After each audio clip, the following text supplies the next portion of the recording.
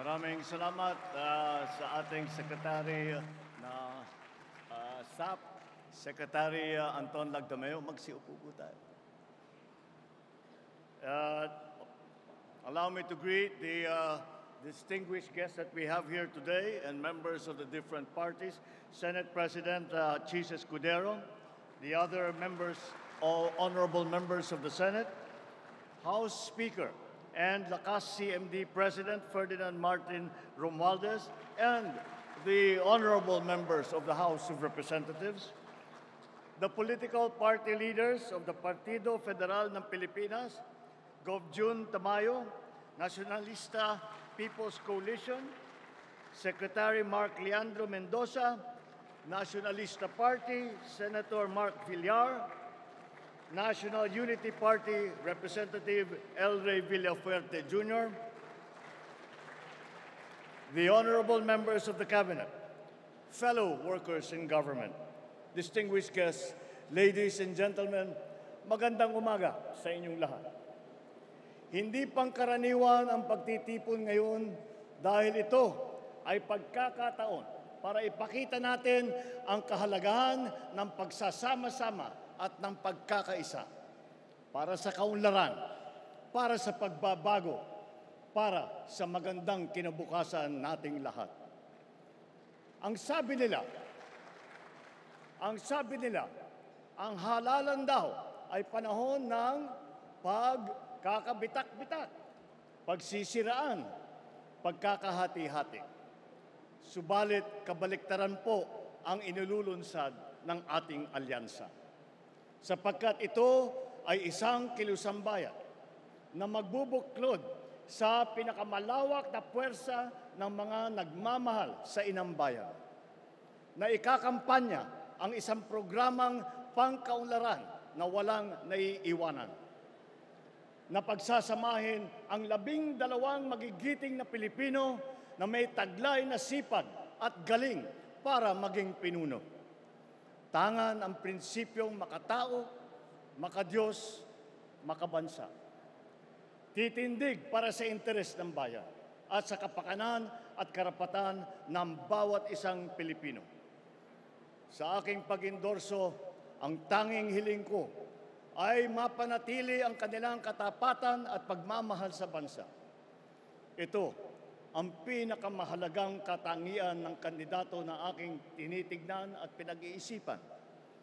Kaya naman, mga kababayan, ang mga sumusunod na individual ay kilala natin sa kanilang kasanayan at sa kanilang serbisyo publiko. Ang una sa ating hanay ay matagal na naging alkalde ng progresibong lungsod ng Mandaluyong. Hinalal din siya bilang kongresista at ngayon siya ay ang maagap at mabisang kalihim ng DILG. Mga kababayan, ang ating Mr. Gawa, Hindi Salita, Secretary Benher Abalos.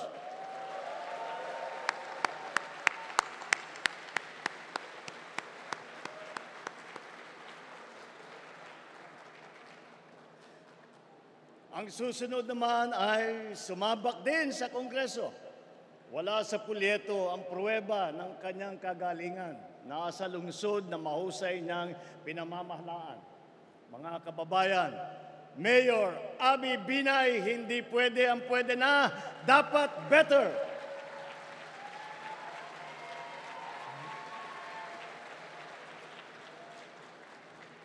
Ang susunod naman po ay kinikilala po natin na kumpanyera. Siya rin po ay walang pagod na kampanyera para sa kalusugan ng mamamayan, edukasyon at kabataan, karapatan ng mga kababaihan. She is a lawyer, an economist, athlete, and a mother. Senator Pia embodies what it means to be a Pinay in action. Mga kababayan, Senator Pia Cayetano.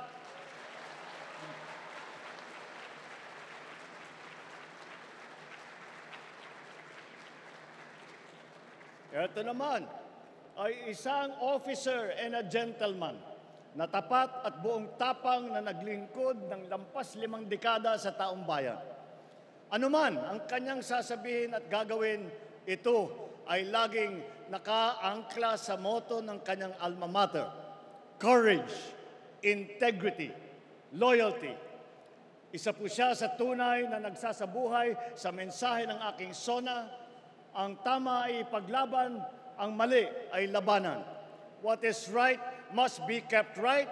What is wrong must be set right. Mga kababayan, Senator Ping Lacson.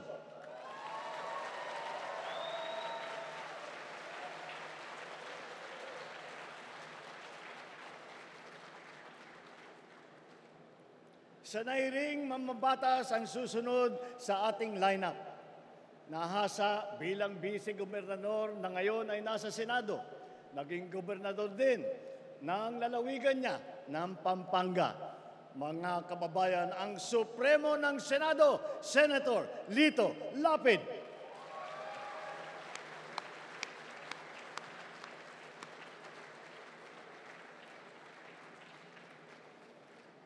Ang susunod na tagapagtaguyod ng ating bandera ay siya nang yatang pinakamatagal kong kakilala sa hanay na ito. Siya ay walang iba kundi ang aking kapatid, ang aking atay, si Manang Aimee. Nasa dugo na po namin na manilbihan sa kapwa at ang pagmamahal sa bansa. Naging kongresista, gobernador at senador. Sabi rin nila, prangka daw siya.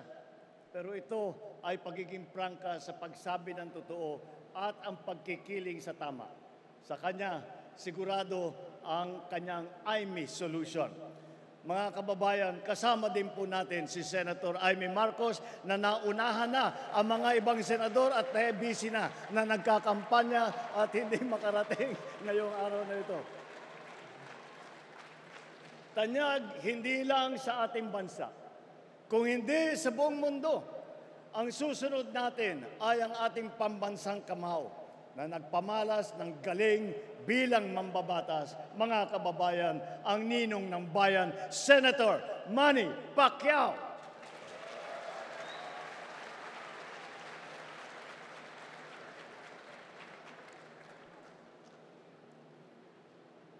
Kilala naman sa marami niyang ginagampanang papel sa iba't ibang larangan.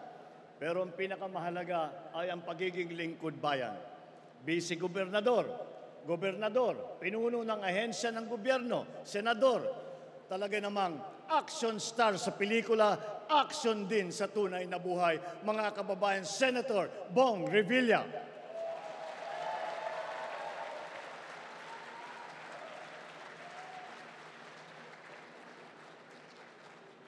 Ang ating susunod ay nakapaglingkod ng 24 na taon bilang senador. Kasama natin sa paglalakbay tungo sa maaliwalas na bukas. Mga kababayan, hindi na po nangangailangan ng introduction ang dating Senate President Tito Soto, maaasahan ng pamilyang Pilipino.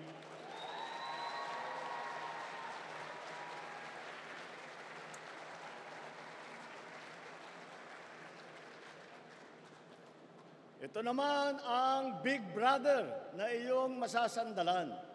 Naging mayor ng Tagaytay, puno ng MMDA, ay ngayon naman ay senador. Mga kababayan, Senate Majority Leader Francis Utol Tolentino, tol ng bawat Pilipino.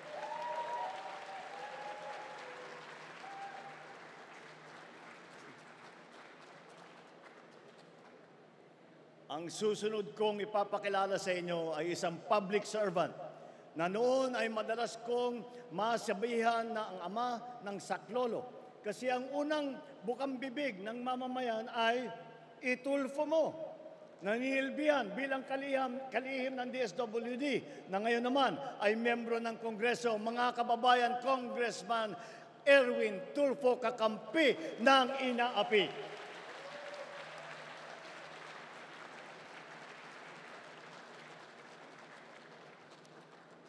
Ngayon, ang aking ika-12 na sa hanay ng nagpamalas ng husay sa pamumuna. Hindi lamang sa pamahalaan, kundi pati sa mga kumpanyang nagbibigay serbisyo sa ating publiko. Mga kababayan, Deputy Speaker Camille Villar, ang bagong boses para sa bagong bukas.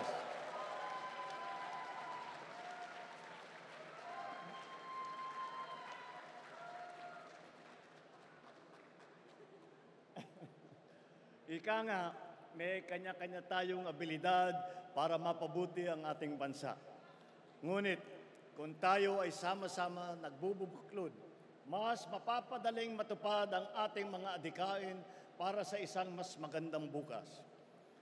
Nasabi ko na rin dati na marami tayong sanay at hasa sa serbisyong publiko. Hindi na po ito bago sa atin. Wala po sa ating hanay, 8 po sa ating hanay ay veterano na senador. Cayetano, Lacson, Lapid, Marcos, Pacquiao, Revilla, Soto at Tolentino. 7 ang may karanasan sa Kongreso, Abalos, Binay, Cayetano, Marcos, Pacquiao, Tulfo at Villar.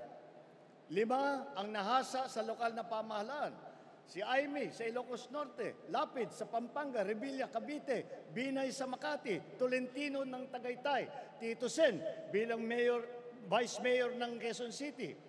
4 din sa kanila ay nagsilbi bilang miyembro ng kabinete. Abalos sa DILG, Tulfo sa DSWD, Lacson ng Yolanda Rehabilitation Commission, Tolentino sa MMDA. Pagdating naman sa geographical representation, 2 ang tiga Mindanao, Pacquiao ng Bukidnon, Sarangani at Jensan. At si Erwin naman ay lumaki sa Davao Oriental at sa Sulu. Bukod pa ron, ang unang Vicente Soto ay naging senador ay taga Cebu.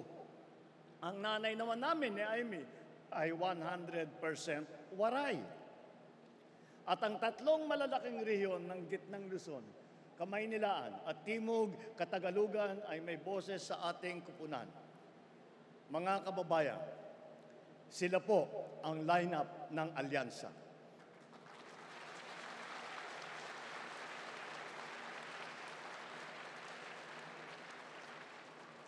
Sa kanilang kalidad at karanasan, mataas ang aking kumpiyansa na sila ay ating magiging katuwang sa ating pagsulong at sa patuloy na pag-unlad ng ating bansa.